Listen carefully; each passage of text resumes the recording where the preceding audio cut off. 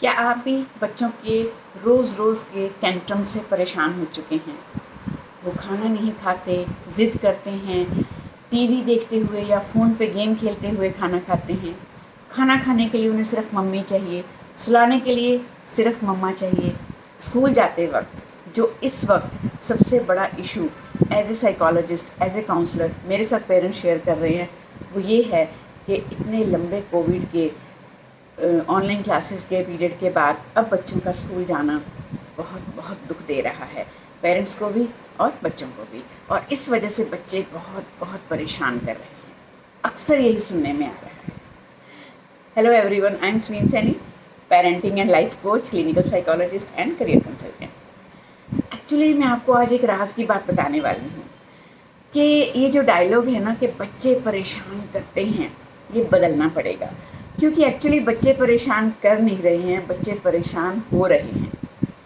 कारण बच्चे नहीं हैं, कारण पेरेंट्स के तरीके, styles, associations with their activities और बात करने का लहज़ा, जो एक उनको समझाने की स्टेटमेंट्स हैं, नेगेटिव स्टेटमेंट्स, नेगेटिव कॉम्प्लीमेंट्स, वो सबसे बड़ा कारण है जिनकी वजह से बच्चे परेशान हो रहे हैं।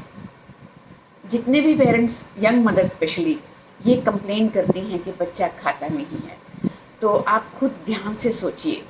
अपनी मेहनत, अपनी किच-किच या टाइम बचाने के लिए, अपनी एनर्जी बचाने के लिए आपने बच्चे को एसोसिएट कर दिया है खाते वक़्त with any other distraction like TV, rhymes, games, mobile, toy and so on.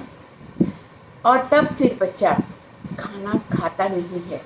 Actually उसकी सारी अटेंशन तो उस डिस्ट्रैक्शन में है। खाने को तो वो सिर्फ वो स्वेलो कर रहा है विदाउट च्यूइंग। और बिना चबाए जब बच्चा फूड ले रहा है, भले ही वो जितना मर्जी हेल्दी फूड होगा, वो उससे एसोसिएट नहीं कर पाता, तो बॉडी भी उसके साथ एसोसिएट नहीं कर पाती और ना ही फिर उसके न्यूट्रिशन के जो हैं वो रिजल्ट्स आते हैं। रिजल्ट्स बच्चे के बिहेवियर में हमें डिस्ट्रैक्शन के दिख रहे हैं। और ये फास्ट ईटिंग के साथ साथ जो एक बहुत बड़ी प्रॉब्लम है कि मम्मा ही चाहिए खाना खिलाने के लिए या सुलाने के लिए, तो उसमें सबसे इम्पॉर्टेंट है कि पेरेंट्स या ग्रैंड पेरेंट्स या केयर गिवर वो एक टीम की तरह काम करें और ड्यूटीज स्विच ओवर करें। कई बार कई घरों में ये देखा गया है कि ये काम तो तुम्हारा ही है, ये तो तुम ही करोगी, मुझे मत बोलना, तो ये नहीं चलता है। जब भी जो भी अवेलेबल है, और इवन अगर 2 लोग भी अवेलेबल हैं, तो बारी बारी से टर्न वाइज आप लोग ये रिस्पॉन्सिबिलिटीज़ लें, ताकि कभी ज़रूरत पड़ने पर अगर मदर या कोई एक फर्स्ट जो प्लेस पे केयर गिवर है वो अवेलेबल नहीं है, तो दूसरे के साथ भी काम चलाया जा सके। Dissociation with any distraction is very important. It is difficult but it is possible. आपको थोड़ा थोड़ा पहले जो है वो पैटर्न चेंज करना पड़ेगा, थोड़ा टाइम लगेगा, लेकिन अपना टाइम देना पड़ेगा। उसके लिए सबसे इम्पॉर्टेंट जो है, धीरे धीरे फ़ोन को टॉय के साथ रिप्लेस करना पड़ेगा, फिर टॉय को स्टोरीज़ के साथ रिप्लेस करना पड़ेगा। आप उनसे बातचीत करिए, इन्वॉल्व होइए। खाना खिलाते वक्त बहुत सारी बातें जो हैं वो डिस्कस की जा सकती हैं। और जो पेरेंट्स बहुत बिजी हैं, वो कम से कम यही टाइम पे अपना एक क्वालिटी टाइम जो बच्चे के साथ स्पेंड कर सकते हैं। तो इसमें टीम वर्क बहुत ज़्यादा इम्पॉर्टेंट है, और हमें जो भी करना है वो पेशेंस के साथ, प्यार के साथ, एक परसिस्टेंट एफर्ट के साथ करना है। मैंने जो ज़्यादा ऑब्ज़र्व किया है, दिक्कत कहाँ आती है कि शुरू में एक जोश में हम एक चीज़ ऑप्ट करते हैं, एक तरीका अप्लाई करने की कोशिश करते हैं, लेकिन ज़्यादा लगातार वो नहीं कर पाते जब हमें उसमें मेहनत देनी पड़ती है।